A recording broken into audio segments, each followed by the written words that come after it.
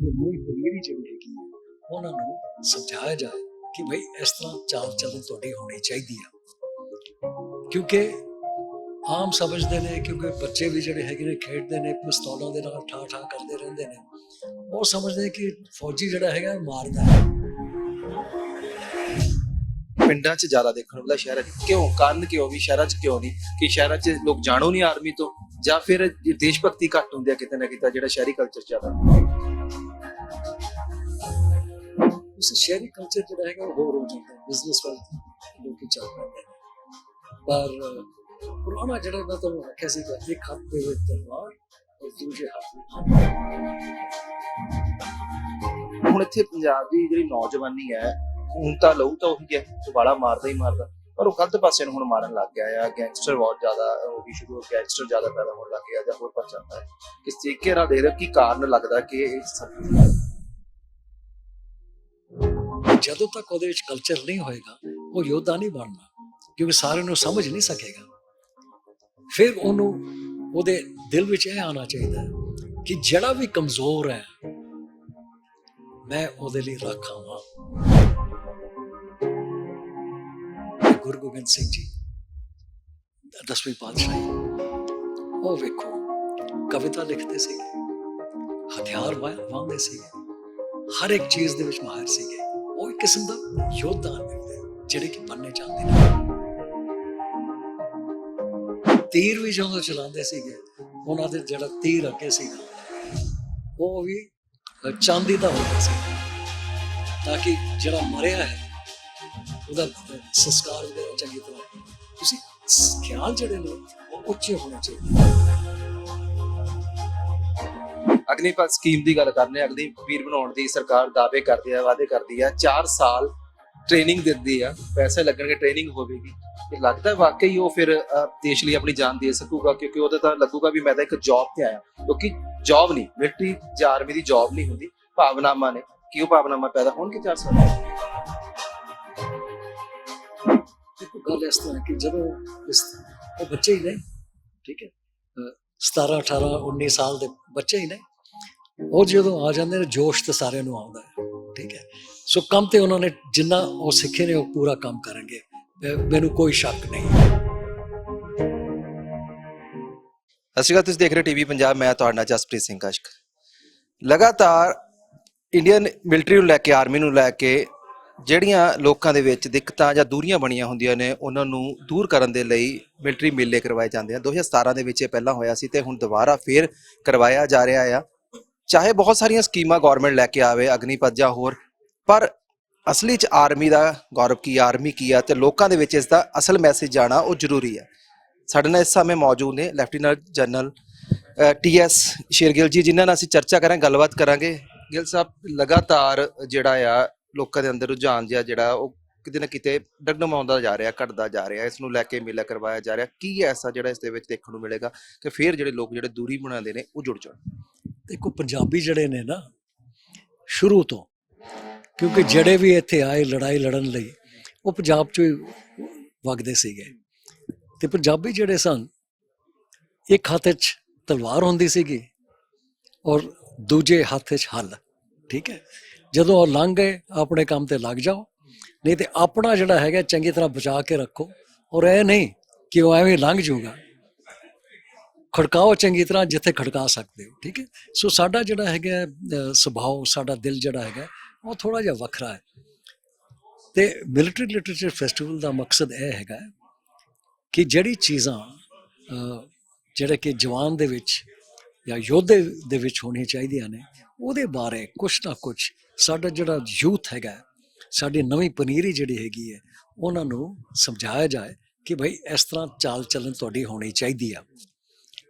ਕਿਉਂਕਿ ਆਮ ਸਮਝਦੇ ਨੇ, ਕਿਉਂਕਿ ਬੱਚੇ ਵੀ ਜਿਹੜੇ ਹੈਗੇ ਨੇ ਖੇਡਦੇ ਨੇ ਪਿਸਤੌਲਾਂ ਦੇ ਨਾਲ ਠਾ ਠਾ ਕਰਦੇ ਰਹਿੰਦੇ ਨੇ, ਉਹ ਸਮਝਦੇ ਕਿ ਫੌਜੀ ਜਿਹੜਾ ਹੈਗਾ ਮਾਰਦਾ ਹੈ। ਫੌਜੀ ਹਥਿਆਰਾਂ ਨਹੀਂ ਗਾ, ਉਹ ਯੋਧਾ ਹੈ, ਠੀਕ ਹੈ। ਕਿਉਂਕਿ ਜੇ ਉਹਨੇ ਮਾਰਨਾ ਹੈਗਾ ਸੋਚ ਸਮਝ ਕੇ ਕਰਦਾ ਹੈ, ਐਵੇਂ ਨਹੀਂ। ਜੇ ਉਹ ਕਿਸੇ ਦੀ ਜਾਨ ਬਚਾ ਸਕਦਾ ਹੈ, ਜਾਨ ਬਚਾਏਗਾ, ਕਿਉਂਕਿ ਜੇ ਉਹਦਾ ਮਕਸਦ ਪੂਰਾ ਹੋ ਜਾਏ, ਪੂਰੀ ਵਿਜੇ ਪ੍ਰਾਪਤ ਕਰ ਸਕਦਾ ਹੈ, ਤੇ ਜਾਨ ਲੈਣ ਦੀ ਕੋਈ ਜ਼ਰੂਰਤ ਨਹੀਂ ਪੈਂਦੀ। ਸੋ ਕਈ ਗੱਲਾਂ ਨੇ ਵਿਸ਼ਵ ਦੇ ਵਿੱਚ ਜਿਹੜੀ ਚੀਜ਼ਾਂ ਹੋ ਰਹੀਆਂ ਨੇ ਜਿਸ ਤੇ ਹਿੰਦੁਸਤਾਨ ਤੇ ਫੌਜਾਂ ਤੇ ਪ੍ਰਭਾਵ ਪੈਂਦਾ ਹੈ, ਉਹਦੇ ਬਾਰੇ ਕਈ ਪੈਨਲ ਡਿਸਕਸ਼ਨ ਹੋਣਗੇ, ਆਰਮੀ ਨੇਵੀ 에ਅਰ ਫੋਰਸ ਸਾਰਿਆਂ ਦੇ। ਉਸ ਤੋਂ ਇਲਾਵਾ ਡਿਪਲੋਮੇਸੀ ਦੇ, ਸਟ੍ਰੈਟਜੀ ਦੇ, ਇਹ ਸਾਰੇ ਹੋਣਗੇ। ਔਰ ਅਖੀਰ ਵਿੱਚ ਕਿਉਂਕਿ ਇਹ ਖਾਸ ਮੌਕਾ ਹੈਗਾ ਤੇ ਆਪਣੇ ਭਗਤ ਸਿੰਘ ਜੀ ਉਹਨਾਂ ਦੇ ਲਈ ਵੀ ਇੱਕ ਪੈਨਲ ਬਣਾਇਆ ਹੋਇਆ ਪੰਜਾਬੀ ਦੇ ਵਿੱਚ। ਔਰ ਯਾਦ ਰੱਖਣ ਵਾਲੀ ਗੱਲ ਇਹ ਹੈਗੀ ਹੈ ਕਿ ਇਹ 75ਵਾਂ ਸਾਲ ਹੈਗਾ ਹੈ ਆਪਣੀ ਫੌਜ ਦਾ ਤੇ ਆਪਣੀ ਇੰਡੀਪੈਂਡੈਂਸ ਦਾ। ਤੇ ਇਸ ਟਾਈਮ ਤੇ ਸਾਨੂੰ ਯਾਦ ਕਰਨਾ ਚਾਹੀਦਾ ਹੈ ਕਿ ਫੌਜ ਨੇ ਆਪਣੇ ਦੇਸ਼ ਦੀ ਹਿਫਾਜ਼ਤ ਲਈ ਕੀ ਕੁਝ ਕੀਤਾ। ਸੋ ਉਹਦੇ ਬਾਰੇ ਆਪਾਂ ਵੀ ਕੁਝ ਕਰਾਂਗੇ।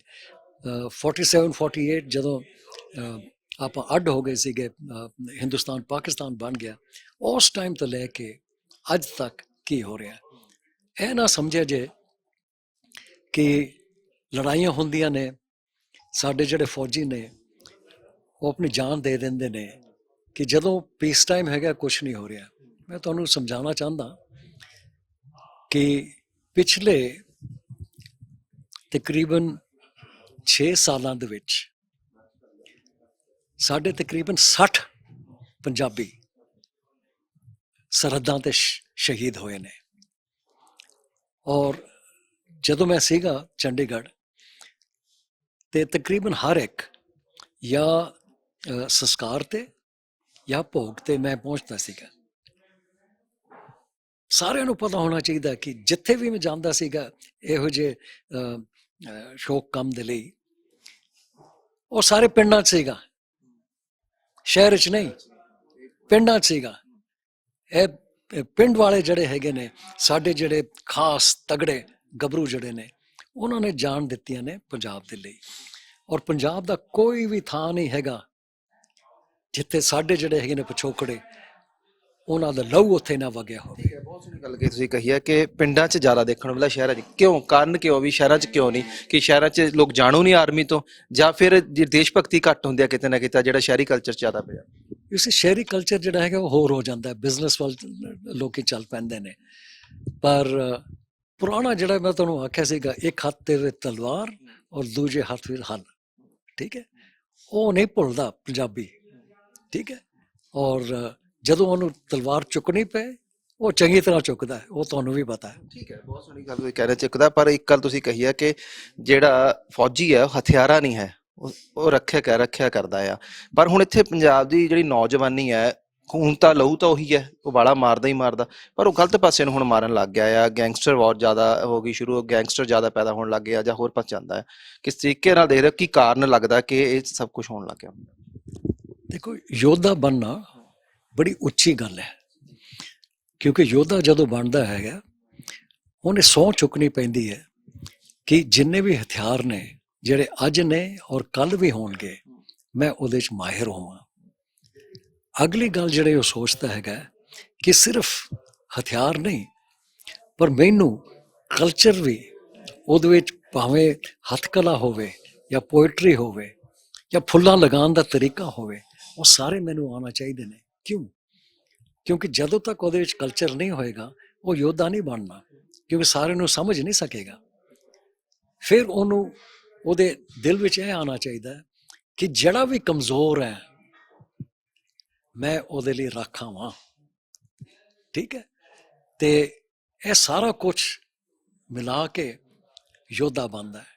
ਹੁਣ ਪੰਜਾਬ ਦੇ ਵਿੱਚ ਸਭ ਤੋਂ ਵੱਡਾ ਯੋਧਾ ਆਪਣੇ ਗੁਰੂ ਗੋਬਿੰਦ ਸਿੰਘ ਜੀ, 10ਵੀਂ ਪਾਤਸ਼ਾਹੀ, ਉਹ ਵੇਖੋ ਕਵਿਤਾ ਲਿਖਦੇ ਸੀਗੇ, ਹਥਿਆਰ ਵਾਹੁੰਦੇ ਸੀਗੇ, ਹਰ ਇੱਕ ਚੀਜ਼ ਦੇ ਵਿੱਚ ਮਾਹਿਰ ਸੀਗੇ।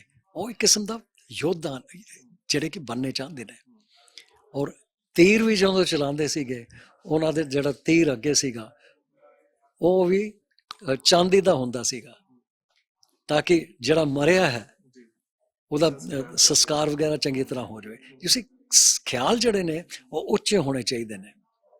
ਸੋ ਬਹੁਤ ਸੋਹਣੀ ਗੱਲ ਹੈ, ਆਰਮੀ ਸਿਖਾਉਂਦੀ ਆ ਖਿਆਲ ਉੱਚੇ ਹੋਣੇ ਚਾਹੀਦੇ ਆ। ਅਗਨੀਪਥ ਸਕੀਮ ਦੀ ਗੱਲ ਕਰਨੇ ਆ, ਅਗਨੀ ਵੀਰ ਬਣਾਉਣ ਦੀ ਸਰਕਾਰ ਦਾਅਵੇ ਕਰਦੀ ਆ, ਵਾਅਦੇ ਕਰਦੀ ਆ, 4 ਸਾਲ ਟ੍ਰੇਨਿੰਗ ਦਿੰਦੀ ਆ, ਪੈਸੇ ਲੱਗਣਗੇ, ਟ੍ਰੇਨਿੰਗ ਹੋਵੇਗੀ, ਕਿ ਲੱਗਦਾ ਵਾਕਈ ਉਹ ਫਿਰ ਦੇਸ਼ ਲਈ ਆਪਣੀ ਜਾਨ ਦੇ ਸਕੂਗਾ, ਕਿਉਂਕਿ ਉਹਦਾ ਤਾਂ ਲੱਗੂਗਾ ਵੀ ਮੈਂ ਤਾਂ ਇੱਕ ਜੌਬ ਤੇ ਆਇਆ, ਕਿਉਂਕਿ ਜੌਬ ਨਹੀਂ, ਮਿਲਟਰੀ ਜਾਂ ਆਰਮੀ ਦੀ ਜੌਬ ਨਹੀਂ ਹੁੰਦੀ, ਭਾਵਨਾਵਾਂ ਨੇ। ਕੀ ਉਹ ਭਾਵਨਾਵਾਂ ਪੈਦਾ ਹੋਣਗੇ 4 ਸਾਲ ਚ?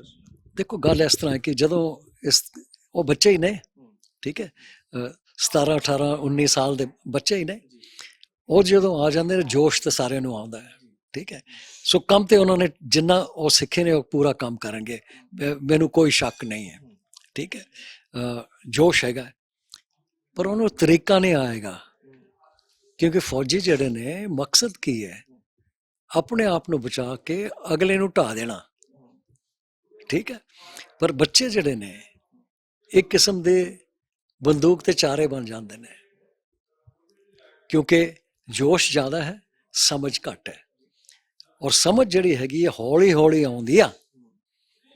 ਹੁਣ ਸਿਕੰਦਰ ਜਿਹੜਾ ਸੀਗਾ, ਸ਼ੁਰੂ ਤੋਂ ਉਹ ਕਹਿੰਦਾ ਸੀ ਕਿ ਜਦੋਂ 35 ਸਾਲ ਦਾ ਫੌਜੀ ਬਣਦਾ ਹੈ ਉਹ ਸਭ ਤੋਂ ਵਧੀਆ ਹੁੰਦਾ ਹੈ, ਕਿਉਂਕਿ ਉਹਨੂੰ ਸਮਝ ਵੀ ਆ ਗਈ ਹੈ, ਹਥਿਆਰਾਂ ਦਾ ਇਸਤੇਮਾਲ ਵੀ ਸਾਰਾ ਕੁਝ ਆ ਗਿਆ, ਹੁਕਮ ਵੀ ਉਹ ਮੰਨਦਾ, ਉਹਦਾ ਦਿਮਾਗ ਵੀ ਚੱਲਦਾ ਹੈ। ਇਸ ਲਈ ਸਾਡੀ ਜਿਹੜੀ ਕਲਰ ਸਰਵਿਸ ਹੁੰਦੀ ਸੀਗੀ ਫੌਜ ਦੇ ਵਿੱਚ, ਕਲਰ ਸਰਵਿਸ ਮਤਲਬ ਹੈ ਕਿ ਘੱਟੋ ਘੱਟ ਤੁਸੀਂ ਇੰਨੀ ਸਰਵਿਸ ਕਰਨੀ ਹੈ ਤਾਂ ਤੁਹਾਨੂੰ ਪੈਨਸ਼ਨ ਮਿਲ ਜਾਂਦੀ ਹੈ।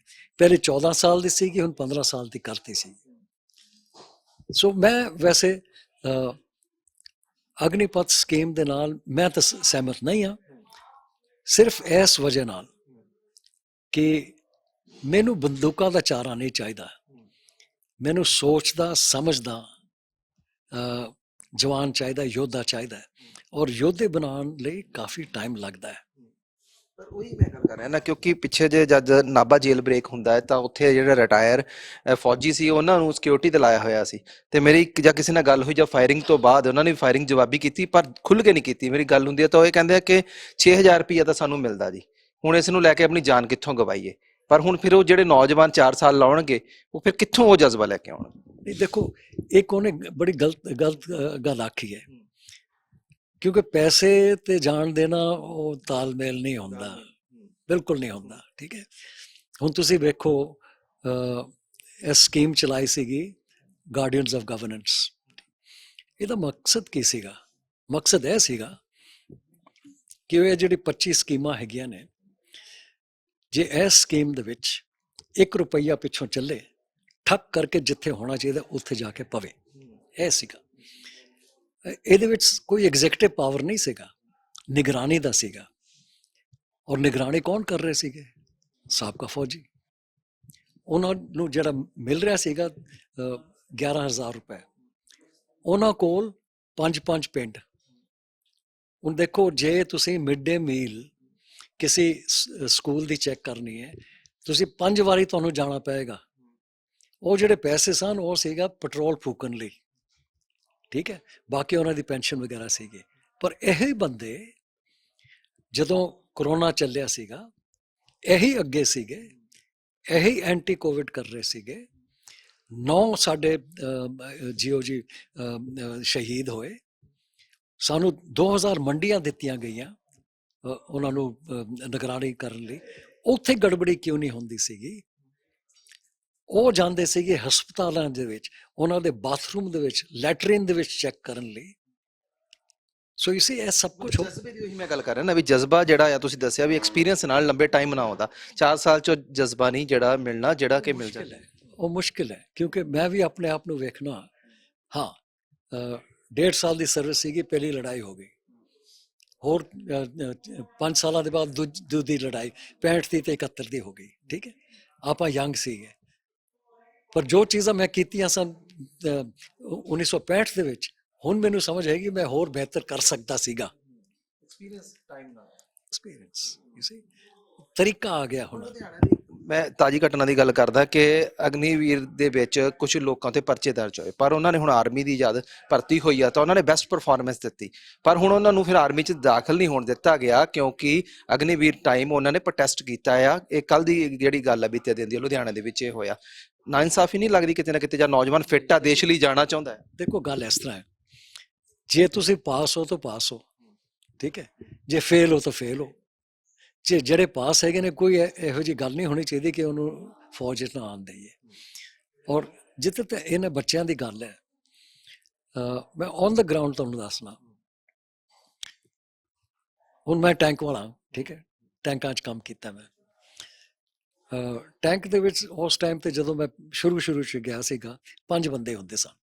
Commander, gunner, loader operator, driver, spare driver, ਇਹ 5 ਹੁੰਦੇ ਸੀਗੇ। ਸਾਰਾ ਕੁਝ ਆਪਾਂ ਇਕੱਠੇ ਕਰਦੇ ਸੀਗੇ। ਲੜਾਈ ਦੇ ਵਿੱਚ ਰਾਤ ਦੀ ਡਿਊਟੀ ਜਿਹੜੀ ਦੇਣੀ ਸੀ ਮੈਂ ਵੀ ਦਿੰਦਾ ਸੀ, ਕਿ ਮੈਂ ਅਫਸਰ ਸੀਗਾ ਫਿਰ ਵੀ ਮੈਂ ਦਿੰਦਾ ਸੀਗਾ। ਇੱਕ ਬਿਵਕ ਦੇ ਵਿੱਚ ਆਪਾਂ ਸਾਰੇ ਸੌਂਦੇ ਸੀਗੇ, ਠੀਕ ਹੈ। ਇੱਕ ਕਿਸਮ ਦਾ ਸਾਡਾ ਛੋਟਾ ਜਿਹਾ ਪਰਿਵਾਰ ਬਣ ਗਿਆ ਸੀਗਾ।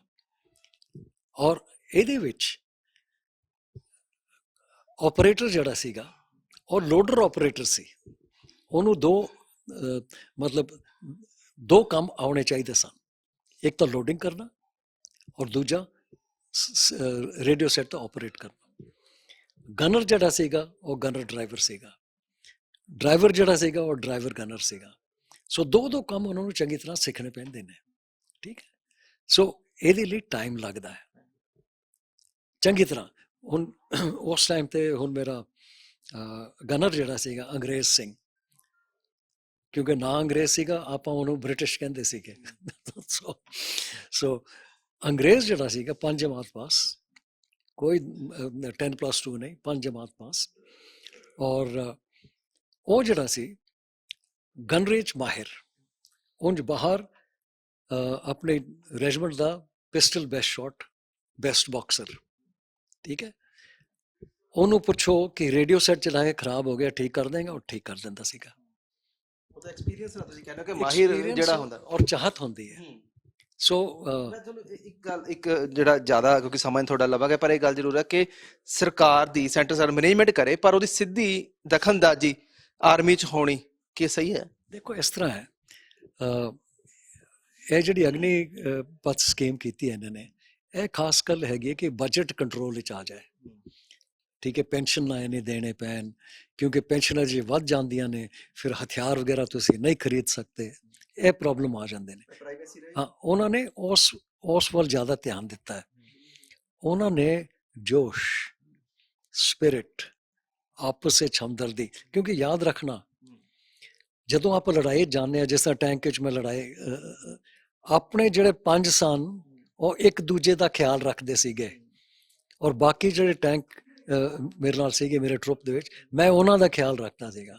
ਆਪਾਂ ਇੱਕ ਬਰਾਦਰੀ ਸੀਗੇ।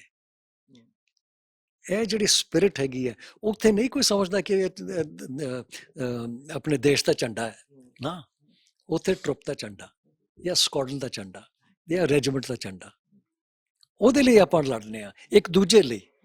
ਇੱਕ ਮੋਰਚੇ ਜੇ 3 ਬੰਦੇ ਹੈਗੇ ਨੇ, ਉਹ ਦੂਜੇ ਲਈ ਲੜਦੇ ਨੇ। ਇਹ ਲੋਕਾਂ ਨੂੰ ਘੱਟ ਸਮਝ ਹੈਗੀ ਹੈ ਕਿ ਬੰਦਾ ਆਪਣੀ ਜਾਨ ਕਿਉਂ ਦੇਣ ਲਈ ਤਿਆਰ ਹੈ। ਬਹੁਤ ਵੱਡੀ ਗੱਲ ਹੈ। ਇੱਕ ਕੈਪਟਨ ਅਮਰਿੰਦਰ ਦੀ ਸਰਕਾਰ ਸੀਗੀ ਤੇ ਉਸ ਵੇਲੇ ਵੱਡੇ ਬਜਟ ਨਾਲ ਪ੍ਰੋਗਰਾਮ ਹੁੰਦਾ, ਥੋੜਾ ਵਧੀਆ ਰਹਿੰਦਾ, ਤੇ ਹੁਣ ਕੀ ਕਮੀਆਂ ਦਿਖਦੀਆਂ ਨੇ? ਕਿਉਂ ਇਸ ਵਾਰ ਜਿਹੜਾ ਥੋੜਾ ਹੱਥ ਜਿਹਾ ਕੁੱਟਿਆ ਨਜ਼ਰ ਆ ਰਿਹਾ ਹੈ? ਇਸੇ ਸਾਰਿਆਂ ਦੇ ਬੋਝ ਜਿਹੜੇ ਹੈਗੇ ਨੇ ਹਲਕੇ ਹੋ ਗਏ ਨੇ, ਗੱਲ ਤਾਂ ਹੈਗੀ ਹੈ। ਆਪਣੇ ਜਿਹੜਾ ਸੈਰ ਸਪਾਟੇ ਤੇ ਜਾਂ ਆਪਣੇ ਜਿਹੜਾ ਆ ਐਸ਼ੋ ਆਰਾਮ ਤੇ ਜ਼ਿਆਦਾ ਖਰਚ ਕਰ ਲਿਆ ਸਰਕਾਰ ਨੇ, ਤੇ ਧਿਆਨ ਹੀ ਨਹੀਂ ਦੇ ਰਹੀ ਇਸ ਪਾਸੇ। ਉਹ ਮੈਨੂੰ ਪਤਾ ਨਹੀਂ, ਸਾਨੂੰ ਤੇ ਸ਼ੁਰੂ ਤੋਂ ਫੌਜ ਵਿੱਚ ਵੀ ਇਹ ਸਿਖਾਇਆ ਗਿਆ ਹੈ ਕਿ ਜੋ ਵੀ ਤੁਹਾਨੂੰ ਦਿੰਦੇ ਆ ਉਹਨੂੰ ਚੰਗੀ ਤਰ੍ਹਾਂ ਮੈਨੇਜ ਕਰਕੇ ਵਿਖਾ ਦਿਓ, ਔਰ ਆਪਾਂ ਕਰਾਂਗੇ। ਜਾਂਦੇ ਜਾਂਦੇ ਕੀ ਕਹੋਗੇ ਸਾਡੇ ਆਡੀਅנס ਨੂੰ, ਖਾਸ ਕਰਕੇ ਨੌਜਵਾਨਾਂ ਨੂੰ ਜਿਹੜੇ ਆਰਮੀ ਵੱਲ ਆਉਣਾ ਚਾਹੁੰਦੇ ਨੇ ਪਰ ਕੋਈ ਨਾ ਕੋਈ ਹਡਲ ਦੇ ਵਿੱਚ ਕਰਕੇ ਨਹੀਂ ਪਹੁੰਚ ਪਾਉਂਦੇ?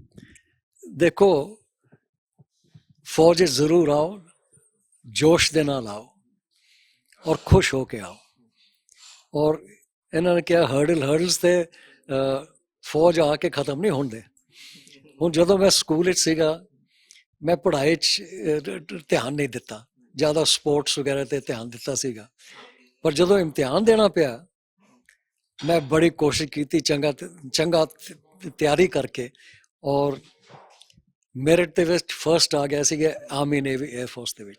ਤਾਂ ਮੈਂ ਸੋਚਿਆ ਮੈਂ ਤਾਂ ਜਰਨੈਲ ਬਣ ਗਿਆ। ਪਰ ਉਸ ਤੋਂ ਬਾਅਦ ਪਤਾ ਨਹੀਂ ਕਿੰਨੇ ਕੋਰਸ ਕਰਨੇ ਪਏ ਇੱਥੇ ਪਹੁੰਚਣ ਤੱਕ। ਯੂ ਸੀ, ਪੜ੍ਹਾਈ ਕਰਨੀ ਪੈਂਦੀ ਬਾਰ-ਬਾਰ, ਕਿਉਂਕਿ ਨਏ ਜਿਹੜੇ ਹੈਗੇ ਨੇ ਜ਼ਮਾਨੇ ਉਹ ਵੇਖਣੇ ਪੈਂਦੇ ਨੇ। ਸੋ ਹਰਡਲਸ ਤੇ ਆਉਂਦੇ ਰਹਿਣਗੇ। ਮਤਲਬ ਫੌਜੀ ਉਹੀ ਹੈ ਜਿਹੜਾ ਲਗਾਤਾਰ ਹਰਡਲਸ ਨੂੰ ਪਾਰ ਕਰਦਾ ਜਾਵੇ ਤੇ ਜਿੱਤਦਾ ਜਾਵੇ। ਬਹੁਤ ਬਹੁਤ ਧੰਨਵਾਦ ਤੁਹਾਡਾ, thank you very much. Okay ਜੀ। ਸੋ ਇਹ ਸਨ ਸਾਡੇ ਨਾਲ ਸ਼ੇਰਗਿੱਲ ਸਾਹਿਬ ਜਿਹੜੇ ਲੈਫਟੀਨੈਂਟ ਜਨਰਲ ਨੇ ਤੇ ਉਹਨਾਂ ਨੇ ਗੱਲਬਾਤ ਕੀਤੀ ਹੈ। ਹਾਲਾਂਕਿ ਹੁਣ ਜਿਹੜਾ ਆ ਰਿਟਾਇਰ ਨੇ, ਪਰ ਫੌਜੀ ਕਹਿੰਦੇ ਕਦੇ ਵੀ ਰਿਟਾਇਰ ਨਹੀਂ ਹੁੰਦਾ, ਲਗਾਤਾਰ ਜੂਝਦਾ ਰਹਿੰਦਾ ਹਰ ਇੱਕ ਇਮਤਿਹਾਨਾਂ ਤੇ ਲੈ ਕੇ ਆ ਰਹੇ ਨੇ ਇੱਕ ਈਵੈਂਟ, ਇੱਕ ਪ੍ਰੋਗਰਾਮ ਜਿਹੜਾ ਕਿ ਲੋਕਾਂ ਨੂੰ ਜੋੜੇਗਾ, ਬੱਚਿਆਂ ਨੂੰ ਜੋੜੇਗਾ, ਯੰਗਸਟਰ ਨੂੰ ਜੋੜੇਗਾ ਆਰਮੀ ਨਾਲ, ਆਰਮੀ ਦੇ ਕਲਚਰ ਦੇ ਨਾਲ। ਤੇ ਅਗਨੀਪਥ ਸਕੀਮ ਉੱਤੇ ਵੀ ਚਰਚਾ ਇਸ ਤਰੀਕੇ ਨਾਲ ਕੀਤੀ ਤੁਸੀਂ ਖੁਦ ਸੁਣ ਲਈ। ਹੁਣ ਮੈਨੂੰ ਜਸਪ੍ਰੀਤ ਸਿੰਘ ਅਸ਼ਕ ਨੂੰ ਦਿਓ ਇਜਾਜ਼ਤ। ਦੇਖਦੇ ਟੀਵੀ ਪੰਜਾਬ। ਧੰਨਵਾਦ।